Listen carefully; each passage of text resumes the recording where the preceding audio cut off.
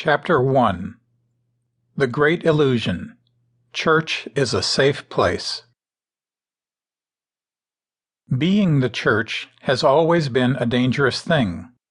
Going to church has not.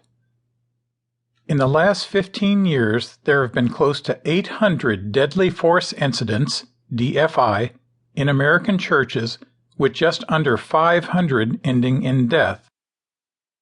Compare that with the fact that in the last 30 years, there have been 297 shooting deaths in American schools, and you have to wonder why the conversation on church violence has been so little. Looking back at how first-century Christians lived out their walk with God, it is clear to see that when you took a stand for Christ, you took a hit from both the religious world and the local government and culture of that time.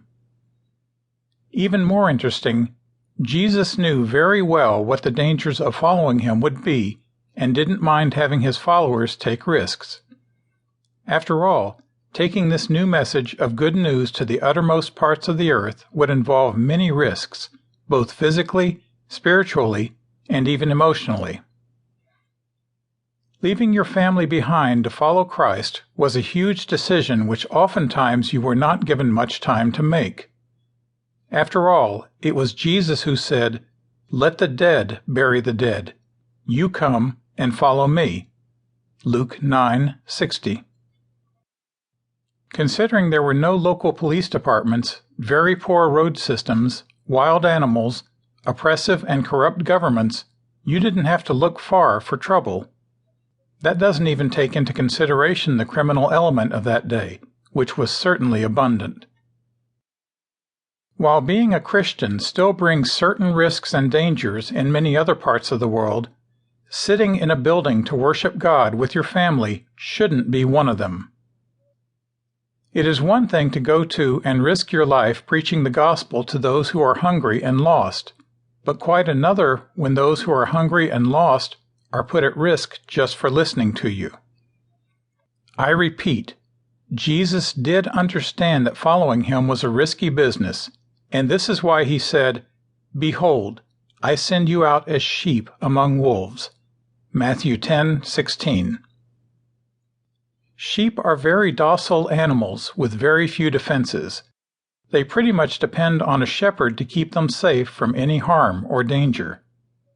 Those dangers could be anything from wild animals looking for a meal, other shepherds trying to steal them to build their own flock, or even their own lack of ability to protect and feed themselves. The wolves, on the other hand, are ruthless and very capable carnivores. They travel in packs and look for the weak and defenseless animal that could be their next meal. Basically, what Jesus was saying when he said, "I send you out as sheep among wolves," was, "I'm sending you out as dinner." The early church met in homes where you allow in those you knew and those who knew you. It was not necessarily a public meeting place where all were welcome. Although Jesus did sometimes teach in the temple, most early Christians met in each other's homes. They even had secret signs and symbols to protect themselves from physical harm, such as the ichthus, which was a symbol that looked very much like a fish. It helped determine where the safe meeting places were, as well as to determine friend from foe. It was, in essence, the secret handshake. If you didn't know the handshake, you did not proceed. This was the setting of most New Testament worship meetings, the homes of friends and loved ones who would open their home for a time of intimate fellowship and worship of God.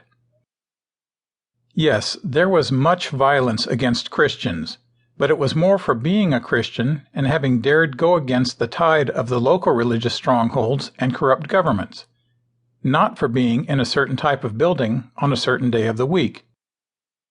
The truth is that today, many people who go to church are not Christians.